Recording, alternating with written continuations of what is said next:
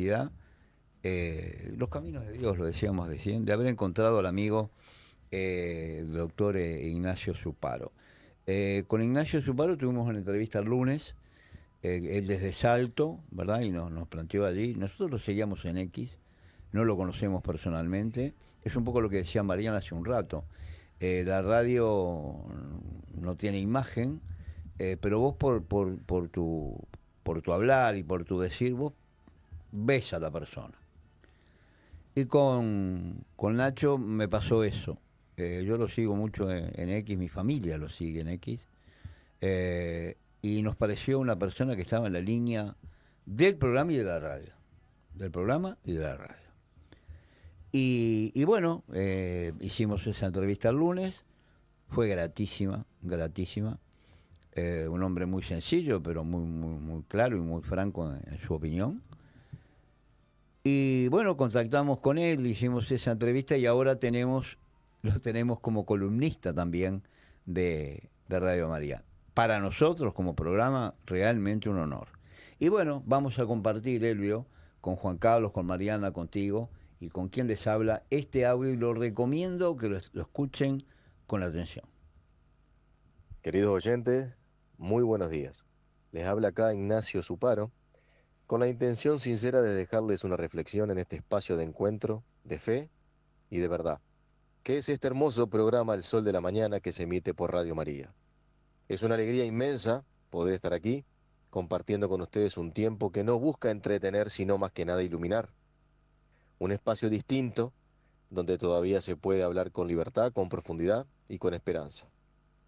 Quiero antes que nada agradecer a Guillermo y a todo el equipo de la radio por su generosidad y su valentía, porque en tiempos donde muchos callan por miedo o conveniencia, ellos se atreven a dar voz a quienes no buscan otra cosa que el bien, a quienes defienden la vida, la familia, la fe, la libertad, a quienes todavía creen que la verdad no pasa de moda y que vale la pena sostenerla, aunque cueste.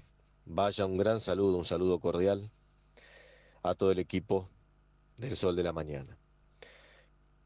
Los invito entonces a reencontrarnos cada viernes aquí en este espacio de reflexión y de fe, para pensar juntos, para mirar más allá de lo aparente y para atrevernos, con la luz del Evangelio, a comprender lo que ocurre en nuestro tiempo y hacerlo sin miedo, pero con esperanza.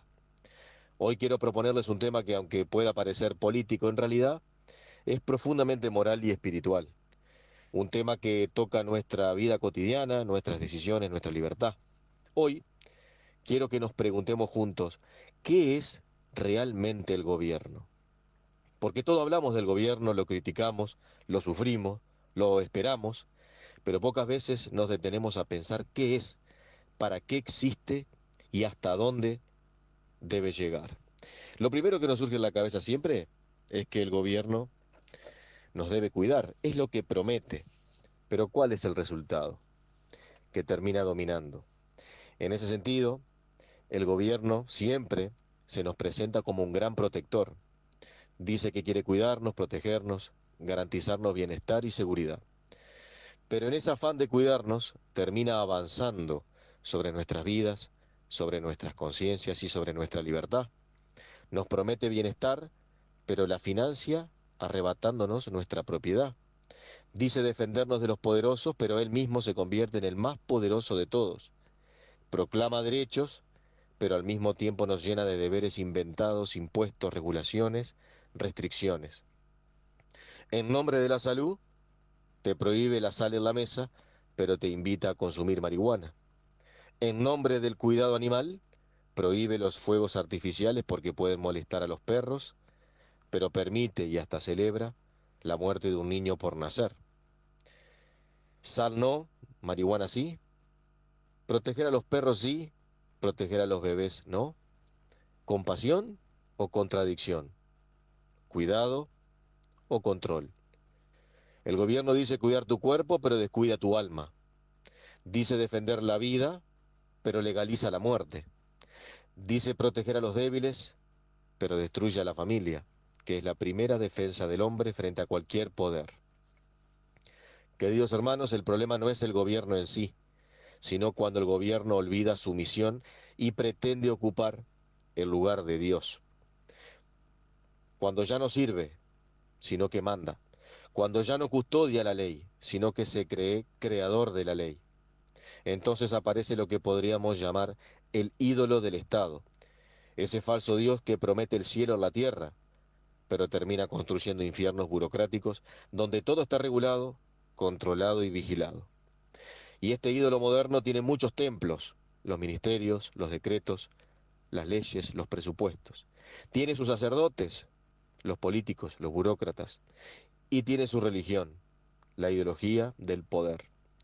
Ya no se trata de servir al hombre, sino de administrarlo, de decidir por él qué debe hacer, qué debe creer, cómo debe educar a sus hijos, cómo debe morir. Y así lo que alguna vez fue responsabilidad personal, familiar o comunitaria, hoy se ha transformado en un trámite estatal. Desde nacer hasta morir, todo pasa por la ventanilla de una oficina burocrática, de una oficina ministerial. Miremos algunas paradojas dolorosas. Se gasta una fortuna en campañas para el bienestar animal, pero no se invierte lo necesario para acompañar a una mujer embarazada en situación de vulnerabilidad. Se protege al perro del dolor, pero se justifica la muerte del ser humano más inocente e indefenso en el vientre materno. Se prohíben los fuegos artificiales porque asustan a las mascotas, pero se aplaude la eutanasia como un acto de amor y compasión. ¿Qué sentido tiene esto? ¿Cómo puede ser que hayamos llegado a una sociedad que llora por los animales, pero calla ante el asesinato de sus propios hijos? La respuesta es clara. Cuando el gobierno pierde el sentido de Dios, pierde también el sentido de la vida. Y cuando se cree dueño de la moral, comienza a legislar el mal como si fuera bien y el bien como si fuera mal. El gobierno se ha expandido más allá de toda medida. Hoy regula lo que comemos, lo que decimos, lo que enseñamos, lo que pensamos. Y todo en nombre del bien común. Pero ese bien común se ha transformado en una excusa para controlar. En nombre del bien común se limita la libertad. En nombre del bien común se arrasa con la propiedad. En nombre del bien común se censura la palabra. Y en nombre del bien común tú siempre eres más pobre, de espíritu y material. Y el resultado es que poco a poco el hombre deja de ser libre, pierde su autonomía, su iniciativa, su responsabilidad, su gana de crecer, su espíritu, y se convierte en un súbdito del Estado, dependiente de sus subsidios y de sus permisos.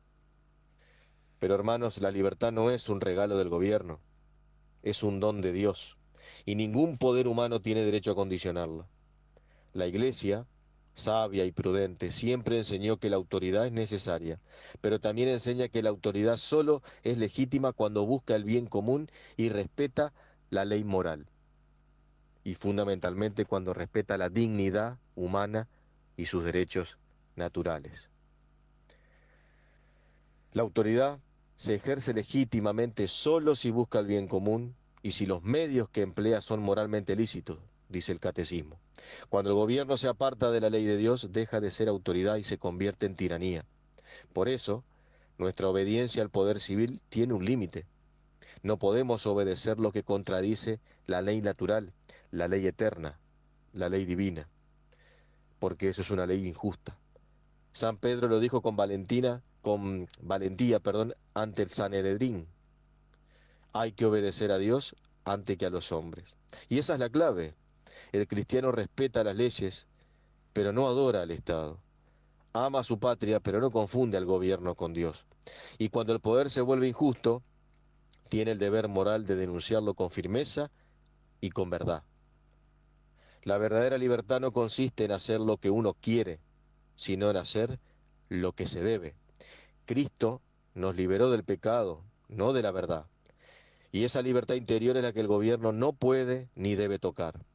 Un gobierno justo es aquel que respeta la conciencia de cada persona, que protege la vida desde la concepción hasta la muerte natural, que valora la familia y la promueve, que promueve el trabajo, la civilización del esfuerzo, que deja espacio a la iglesia y a la fe, porque es vital la vida trascendente de una persona. ¿Qué sentido tiene vivir si no hay trascendencia? Un gobierno injusto, en cambio, es aquel que se cree Dios, que quiere definir la moral, moldear la cultura, imponer el pensamiento único. Y cuando eso sucede, los cristianos estamos llamados a ser la voz que grita en el desierto, como Juan el Bautista, recordando al mundo que solo Dios es Señor de la historia. La doctrina social de la Iglesia nos da una gran luz en este tema, el principio de subsidiariedad. Este principio dice que las decisiones deben tomarse en el nivel más cercano posible a la persona, que la familia, la comunidad, los clubes, la religión y las asociaciones libres tienen un papel que el Estado no puede reemplazar. El Estado debe ayudar cuando es necesario, pero no absorberlo todo. Debe complementar, no suplantar. Debe servir, no dominar. Cuando el Estado se vuelve omnipresente, destruye el tejido social, destruye las instituciones intermedias que son pelotones que nos resguardan y nos blindan del poder. La gente deja de ayudar al prójimo porque espera que el gobierno lo haga. Los padres dejan de educar porque el Estado se mete en las escuelas. Las comunidades dejan de organizarse porque todo depende de un ministerio. Y así, poco a poco, el alma de la sociedad se apaga, se deshumaniza. El gran engaño de nuestro tiempo es el ídolo del bienestar. Nos prometen seguridad, salud, subsidios, comodidad, pero a cambio de nuestra libertad. Nos dicen, no te preocupes, el Estado se encarga. Y así, sin darnos cuenta, dejamos de ser ciudadanos para convertirnos en dependientes tóxicos del Estado, mediocres. Pero la vida cristiana no se trata de comodidad, sino de virtud. El verdadero bienestar nace del trabajo honesto, de la palabra empeñada, de la familia unida, de la fe viva, de la esperanza en Dios. No hay decreto que pueda dar eso, no hay plan social que lo reemplace. Por eso, debemos recordar siempre que la felicidad no se encuentra en el Estado, sino en Cristo y en la familia. Solo Él puede llenar el corazón del hombre. Entonces, ¿qué es el gobierno?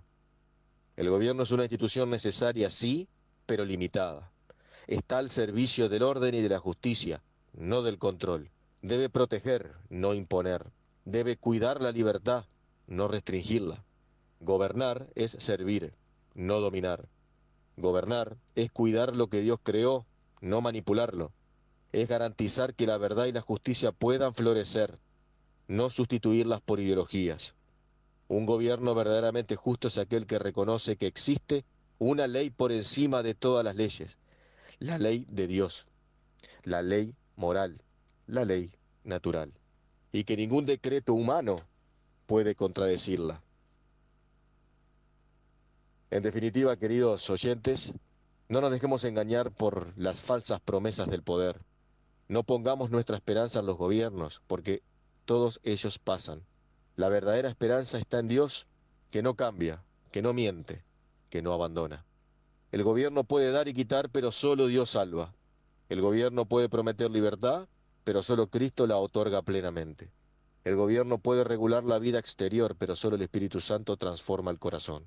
Por eso, cuanto más pequeño sea el Estado, más grande será tu espíritu y tu libertad. Y cuanto más grande sea la fe de un pueblo, más justo será su gobierno.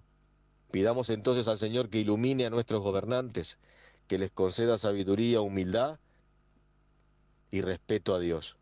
Y pidamos también que nosotros como ciudadanos y como creyentes tengamos el coraje, la fortaleza de defender la verdad, aunque el mundo nos contradiga. Porque al final, hermanos, no nos juzgará ningún gobierno, nos juzgará Dios. Y en ese juicio solo contará una cosa: si fuimos fieles a la verdad, si defendimos la vida, la infancia, los niños, la familia, y si amamos al prójimo como Él nos amó. Que el Señor los bendiga, que la Virgen María los cubra con su manto y que el Espíritu Santo nos dé la fuerza de vivir en la verdad, con amor y con libertad. Nos reencontramos, si Dios quiere, el próximo viernes, en este espacio del Sol de la Mañana aquí por Radio María, para seguir iluminando juntos la realidad con la luz de Cristo.